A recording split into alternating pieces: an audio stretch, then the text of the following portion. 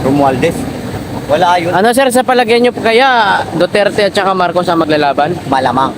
Malamang.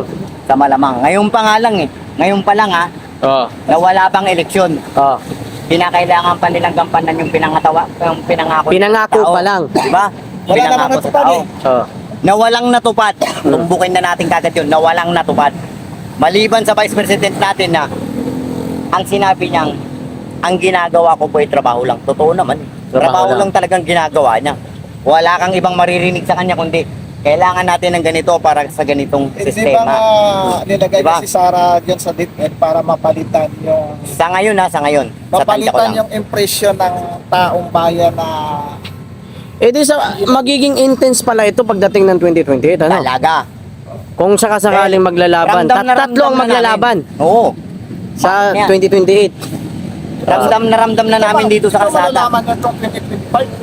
Malalaman na. Oh, Kung sino mga kaalyado. Ngayon pa lang alam mo na. Kulay. Alam mo na kung sinong tatakbo ngayon pa lang. Ngayong Ngayon pa lang, 2028. alam mo ang pakiramdam kasi sa mga ganyan, no? Sa mga politiko. Bago pa magkaroon ng Ang mangyayari dyan, yung partido ni Lisa Aranita at saka mga dilawang tingtawan at saka mga kapagsasalit sa San Miguel. Ngayon pa nga Pero lang, pag nagsanib ang pwersa ng mga Dilawan at saka ng mga Marcos Reyes, sa palagay nyo, kakayanin ng Duterte? malabo yung malabong hindi kaya, lalampaso sila ng mga Duterte. Oh. Sa ngayon pa lang ha, gumawa na sila ng paraan. Nagbigay na sila ng black propaganda para sa ikasira ni Sara. Ang Yeah. hindi nila alam, lalo lang gaganda ang performance, no? Di ba? Pangit kasi sa politika na hindi pabutuhan, dinadali mo ng makakalaban mo, tiyak naman yun. Tiyak naman yun na makakabangga nyo yung babaeng anak ng Duterte. Oo. Pero sana, huwag gumawa ng black propaganda na ikasisira ng tao na hindi naman niya ginawa. Diba? Kasi sa larangan ng kalsada, pag nagsalita ka, kailangan patunayan mo. Wala naman kasi silang patunay. Oo. So paano mapapaniwala ang tao na ginawa nga ng Duterte yung babae? Yeah. Di ba? Wala silang pinakitang katibayan, wala silang patunay na ang binibintang nila is ginawa nga ng tao. Lalo lang nilang inangat yung tao. Hindi nila binababa yung tao, lalo lang nilang inangat. Diyan sana si Oo. ako sabi niya yun yung team ako ibig pero ang susunod na maging presidente si Sara. Sabi niya nga Duterte out Inday Sara in. May t-shirt kasi yung pinakita sa akin ganda. Pero ano nga bang ibig sabihin ng Marcos Loyalist? Ang Marcos loyalist kasi, pag sinabing loyalist, kumbaga sa ano, down to earth, kanya ka talaga. Loyalist talaga. Loyalist ka talaga. Loyalista ka ng Marcos. Pero Dapat ba yung Marcos Loyalist suportahan ngayon si Bongbong Marcos sa mga nangyayari ngayon sa Pilipinas? nasa sa kanila na yun. Alam naman nila kung anong nangyari sa Pilipinas. Kasi iba naman 'di ba ang nangyari ngayon sa kanyang ama? Ibang nangyari nung ama niya, ibang pangyayari ngayon. Oo. Kung ang pangyayari nung ama niya is nangyari ngayon, walang laban si Inday. Walang laban si Oo, Inday. walang laban si Inday. Kung nangyayari ngayon ang nangyari nun sa ama niya, yung Oo. ginagawa ng tatay niya noon, Oo. nangyari ngayon, Walang isang laban. salita lang ang binubitawan nun, parang si Duterte rin lang.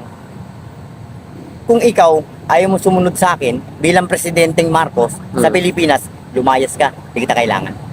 Ganun din ang Duterte administration. Di ba? Pero may Doon kung ginagawa, tawagin may nila. ginagawang maganda. Talaga lang, napakalupit ng mga ginagawa ng tao. Kaso mo nga lang, pagdating sa anak, ni isang kaliskis ng Marcos administration dati, walang nakita sa Marcos ngayon. Para pang natutuwag siya sa tao, hindi siya marunong umarap ng ano. Naiilang sa magsalita, di ba? Samantalang lahi niya diktador. Oo, ito yung diktador naman talaga lahi niya, di ba? Sino ba naging diktador na presidente kundi ang tatay niya? Na dapat sana, Pero sa palagay mo, ano yung dahilan kung bakit nagkaroon ng hiwalayan ng mga Marcos at saka Duterte? dahil sa politiko. Ah. Dahil sa politika.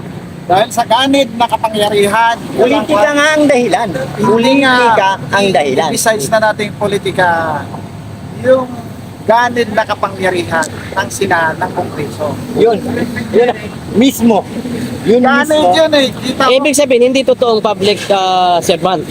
Hindi. public, personal interest, not public servant. O, yun nga.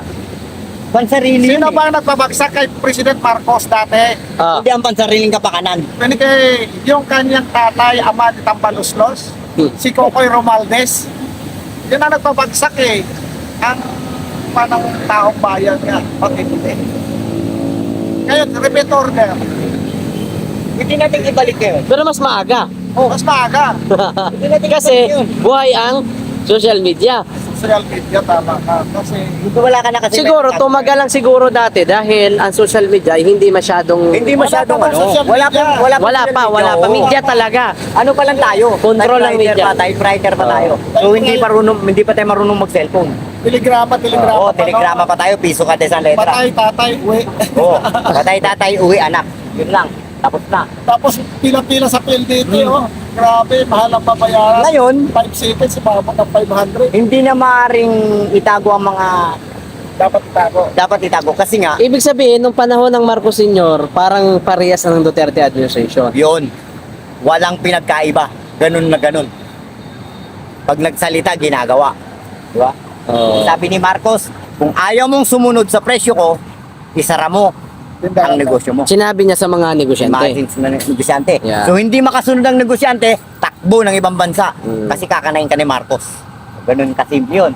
Pag sinabi ni Marcos na piso lang ang halaga niyan, piso lang ang halaga niyan. Dahil pag yan naging dos, huhuling ka ng militar. Paparusahan ka. Ganun yun. Ganun kasimple. Katulad na lang ng sinabi ni Duterte. Hindi mo pwedeng itaas yan dong kasi mahirapan ang mga kababayan nating mahirap. Nung magreklamo, lumayas ka dito dong, baka mapatay kita. Oh. Layas, di ba? Ganun lang kasimple sila magmaniobra ng bayan. At napakaganda na sistema. Nagkaroon ng tao ng takot at saka respeto. Una, sa panahon ni Marcos, pag sinabing 5 o'clock, kailangan nasa bahay ng mga bata. Sa panahon ni Duterte, alas 6 in punto, walang bata sa labas. Totoo yun. Nangyari. Ngayon, pag sinabi mong huwag kang lalabas kasi may ano, dahil yung alam, di ba? Walang kinatatakutan ng bata ngayon. Alas 12 ng gabi, pumunta ka sa Ross Boulevard, ang Dami bata. ng mga bata. Dalagita, Pinatilyo, ang dami rito. Kung ano-ano. Dami nakikita ko sa Ross Boulevard, nagsisip-sip ng ano dyan, Solvent. solvent. Dati parang wala na yun. Wala na yan nung araw. Wala yan, di ba? Pinag-uuli yan. Alas 5 pa lang ng tanghapon, sinusurvey na rito ng mga pulisya. Tama. Kinukuha na, pati magulang nadadamay. Paano hindi matatakot ang bata? Paano hindi matatakot ang mga magulang? Paano hindi rumispeto ang mga tao? Nangyayari nga yung sinasabi nung namumuno sa atin.